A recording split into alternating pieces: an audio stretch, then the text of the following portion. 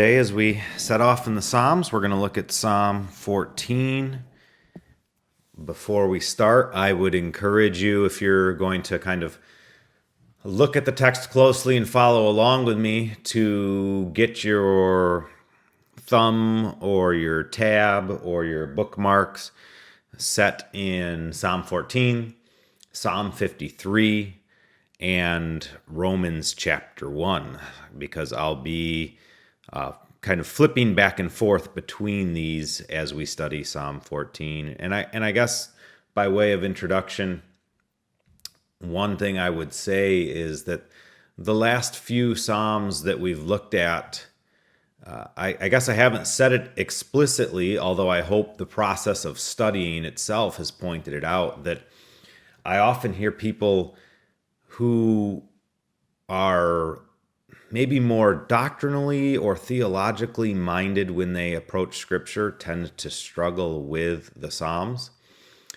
And I have to say that even though I would classify myself as that kind of a reader by nature or by tendency, I don't understand that difficulty with the Psalms. Yes, approach the Psalms first as songs of worship and poetry and beautiful expressions, and mine them for their depths in that way. But I don't see why there's a tendency to see the idea of poetry or song as mutually exclusive to the idea of doctrine or theology. What good preacher doesn't refer to hymns when he preaches?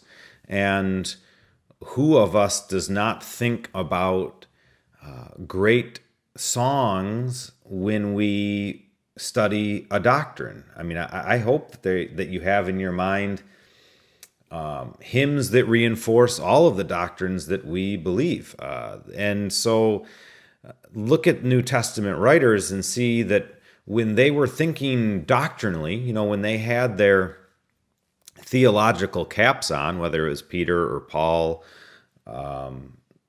or Christ, those are three great theologians of the New Testament, in case you weren't sure where I'm going with that. They didn't just quote from the prophets and Moses or the historical books. They quoted from Psalms more than anywhere, and not because they just liked the worship songs of their day, but because the worship songs are deeply theological. And Psalm 14 is no exception, as we'll see from looking at how Paul uses it. But even if Paul hadn't used Psalm 14, we can see for ourselves that there's incredible theological significance to the points being made in this song of lament. And so, yes, it's a song of a heart crying to God about the fallenness of man, and singing about the woes of our sinfulness. And we should think about the song in that way, but also not be afraid to draw theological conclusions from that. So let's read the text together and then think about its theological implications and some interesting ways in which the psalm is used in other parts of the Scripture. So here is Psalm 14. To the choir master of David. The fool says in his heart, there is no God. They are corrupt, they do abominable deeds. There is none who does good. The Lord looks down from heaven on the children of man to see if there are any who understand, who seek after God. They have all turned aside. Together they have become corrupt. There is none who does good, not even one. Have they no knowledge, all the evildoers who eat up my people as they eat bread and do not call upon the Lord? There they are in great terror, for God is with the generations of the righteous. You would shame the plans of the poor, but the Lord is his refuge. Oh, that salvation for Israel would come out of Zion. When the Lord restores the fortunes of his people, let Jacob rejoice, let Israel be glad. Those are the words of the Lord. So we see David lamenting a special kind of fool. I think it's important to think logically first of what he's saying here. I don't think his logical argument is that every fool says in his heart there is no God. But there is a special kind of fool who begins with this claim. And I find this kind of thinking is certainly on the rise over the last 150 years of Western thought as we come head to head with what the natural logical outcome of materialism is. And by materialism, I mean the thinking that all that there is on earth is material, that everything about man is merely biological. This tends to be tied to both Darwinian evolution and modern philosophy, which says that basically logic and human thinking is all that's needed to understand the world. And on the biological side, we can totally see where we come from a evolutionary perspective. And together, that's formed a worldview that we would call materialism. That's a pretty simple way of reducing it, but I think it's fair. And the logical reality of materialism leads to where I think we are in America today, which is that faith in God and religion in general, not just Christian religion, but all religion, is kind of a holdover of a day gone by where people didn't really understand the world, and so they had to put their faith in something outside of the world. And as we see that kind of thinking around us growing more and more, I think it's very useful to have a scriptural explanation for what we see at play in that kind of thinking. And in my opinion, this is exactly the kind of worldview that David is lamenting here and that Paul is addressing in Romans chapter 1. So let's first look at David's thoughts.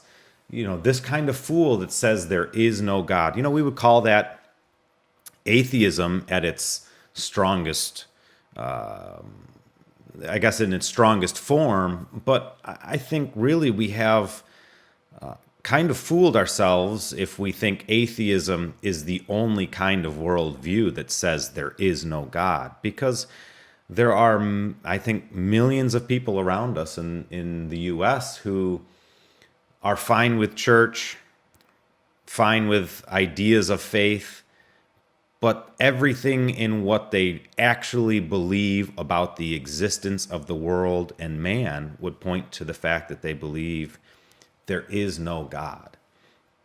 And this is why we should be ready to think about what that person believes and what it leads them to and how to combat it.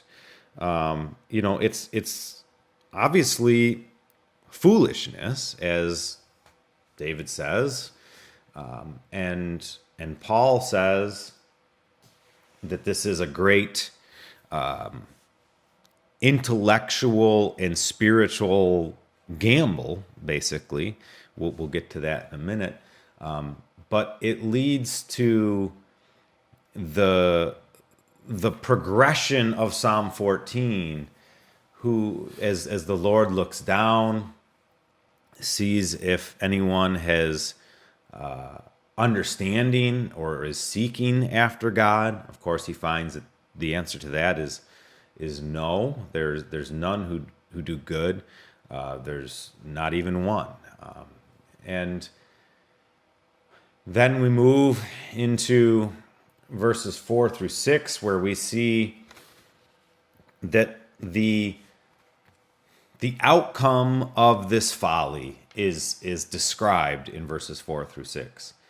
They move from the grand proclamation that there is no God towards an evil-doing people who eat up those who believe that there is God and bring terror to the righteous.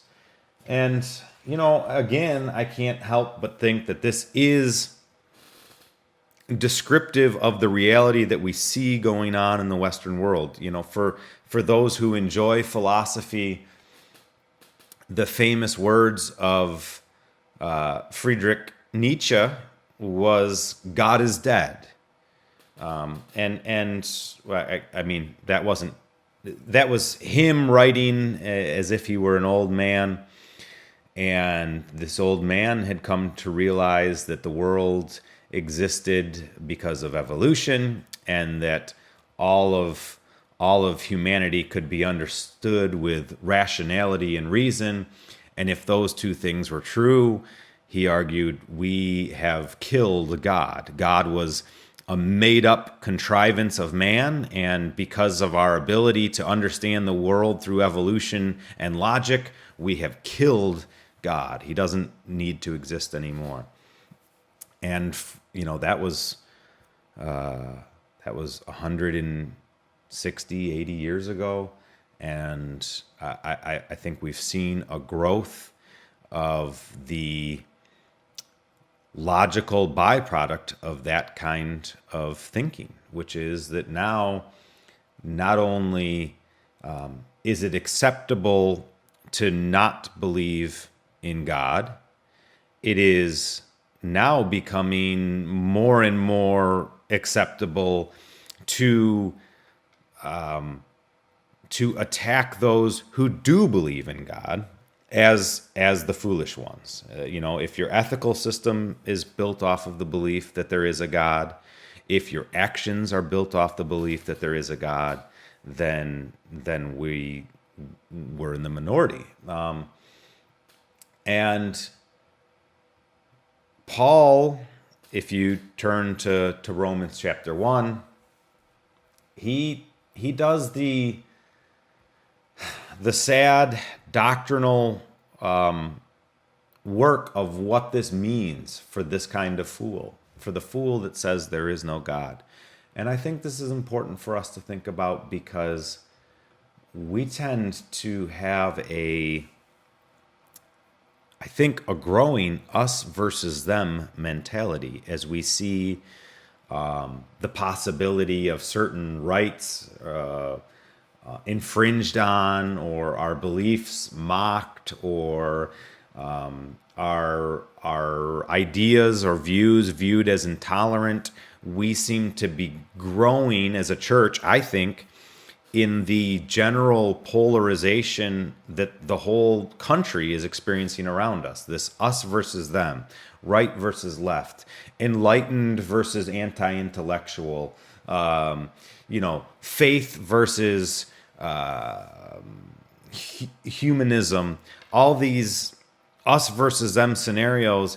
And if any group should be characterized by sympathy for the side that we intellectually disagree with, it should be the church. Because when we see the group or the person that would say there is no God, we should see the condition in which we ourselves were born in, that God has saved us from. We were born as a fool also. And by God's grace, we have been made aware of the truth for which the world was made. But for those who haven't, there is a real sadness in Romans chapter 1 described. Starting in verse 18, we see this well-known text that talks about those who have chosen to take an understanding of God that is in all creation and to suppress it, right? The wrath of God is revealed from heaven against all ungodliness and unrighteousness of men who, by their unrighteousness, suppress the truth. For what can be known about God is plain to them because God has shown it to them. For his invisible attributes, namely his eternal power and divine nature, have been clearly perceived ever since the creation of the world in the things that have been made, so they are without excuse.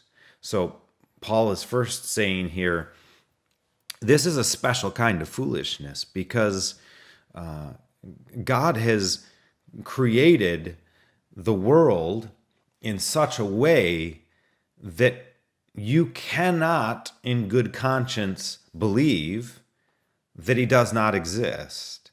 Now, that's not to say that the revelation of nature is enough to point to saving faith, but Paul is arguing to just simply say there is no God is an intellectual dishonesty, because God made the world in such a way that all humanity's intellect recognizes in creation itself that God exists.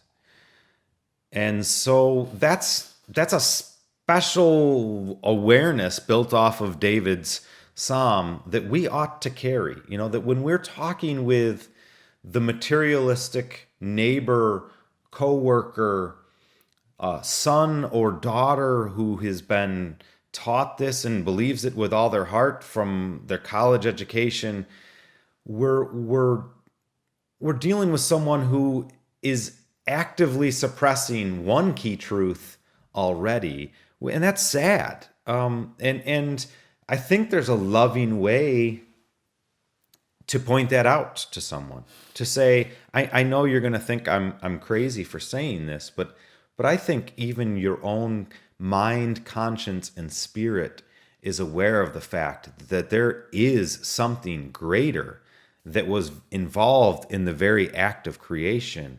And if you'd allow me, I'd love to show you how I think that points to the reality of God. And for someone to be able to dogmatically say there is no God seems to be intellectually dishonest, according to what I think has been revealed to us. You can say that without being harsh, crude, or polarizing, even if the truth itself continues to stand at odds. You know, even if you say that and they disagree, that's okay. But there is a way to say that without saying you hate me, I hate you, and I can't believe you're treading on my privileges and rights.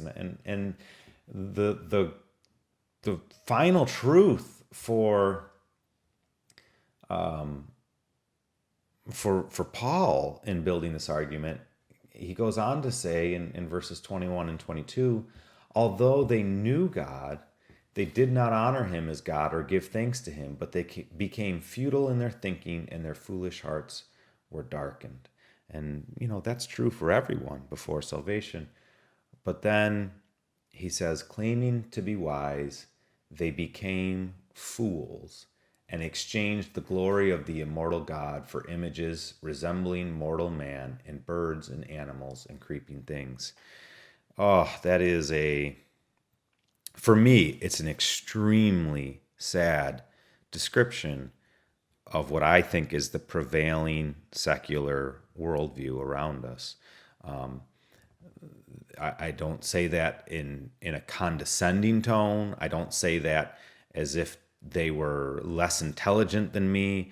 In fact, many of the key propagators of this worldview are far more intelligent than me. But the point here is, because they desire to cling to what they see as the wisdom of man, they actually become fools, the fool that's described in Psalm 14.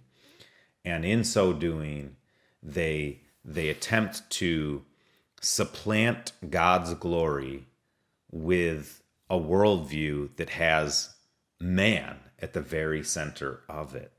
And that's inevitable. If you're going to say there is no God, man becomes God. And that's what we see happening around us. As a final point about Psalm 14, I think it'd be remiss, as we're primarily supposed to be studying the Psalms here, to not also look at Psalm 53. This was I don't know, for me, I only discovered this probably 4 or 5 years ago, and it kind of blew me away when I thought, oh, this feels very familiar. But if you turn with me to Psalm 53, we realize that there is a text here, or a psalm here, that's almost word for word the same as Psalm 14. In fact, if you put these side by side, you'll see just minor changes all the way up to verse 5. Verses 1 through 4 are virtually the same, other than attributing certain things to different names of God. But then in verse 5 of each, you see a change. Chapter 14 is focused on God being with the righteous who are being persecuted by the fool who says in his heart there is no God. Chapter 14 says that the Lord is the refuge of the poor and the righteous. But Psalm 53 points to the flip side, right? There they are in great terror, where there is no terror, for God scatters the bones of him who encamps against you. You put them to shame, for God has rejected them. So the Psalm 53 seems to be a later adaptation of Psalm 14, where the focus is on the coming judgment for those who are oppressing the righteous. And I think that this is another doctrinal reality for us to be well aware of, that in God preserving his righteous does mean that he is judging those who are persecuting the righteous. This is something that we will see happen in the day of the Lord, and it is something that Israel saw happen throughout their history. And it again points to one great truth, that the world was not created for man. This is not about primarily God showing kindness and grace and favor to man, although he does do that for a group of Israel in this case. But this is instead about the glory of God, right? God works to show his glory in defending those whom he's chosen and loves. The plans of the poor, the Lord is their refuge. And then he also shows his glory in scattering the bones of those who declare there is no God. He will judge those people, and he is righteous in doing so and just in doing so. And both of those truths are held together in these Psalms. We aren't called to rejoice in the destruction of others, and we certainly can rejoice in the preservation of the righteous. But what we see in its biggest, fullest picture is that the project of humanity is ultimately about the glory of God and him accomplishing his plan. And the ultimate consummation of that plan for humanity is, of course, redemption, right? That's verse 7 of Psalm 14 and verse 6 of Psalm 53. Oh, that salvation for Israel would come out of Zion. When the Lord restores the fortunes of his people, let Jacob rejoice, let Israel be glad. And even Paul talks about this in Romans 8, right? That all the world is groaning, and we're looking for this consummation, right? That we want to see the redemption of our bodies, of the world, and the fulfillment of our hope. And we want to see those things, yes, because we earnestly desire them for ourselves, but also because God will be ultimately glorified in that consummation and bringing back together of the world that he created to glorify himself. And with that in mind, our next psalm that we're going to look at is Psalm 126. It's a psalm very much looking forward to a future hope, and we would even argue now an eschatological hope, right? A hope for things to come. And it really is kind of, you could see it as the next chapter of the songbook. Psalm 14 says, when the Lord restores the fortunes of his people. And Psalm 126 begins, when the Lord restored the fortunes of Zion. So I'm not going to read any further until next time. But I would just pray and hope that the Spirit can use our consideration of this special kind of worldview that denies the existence of God to make our hearts soft for those kinds of people, so that we could continue to pray for and gently argue for the beauty of the existence of God and the proof of the existence of God in the person and work of Jesus to those whom we love who hold this worldview. So that's my prayer for us as we study Psalm 14 and Romans 1, that this doesn't cause us to say, oh, look at those fools, but instead to say, oh, these are people that I love, and this worldview is leading them to eternal unfulfillment. And if I could only be used by the Spirit to show them, yes, there is a God, and he has loved us through the gift of his Son, Jesus. So go in peace until we study Psalm 126 together.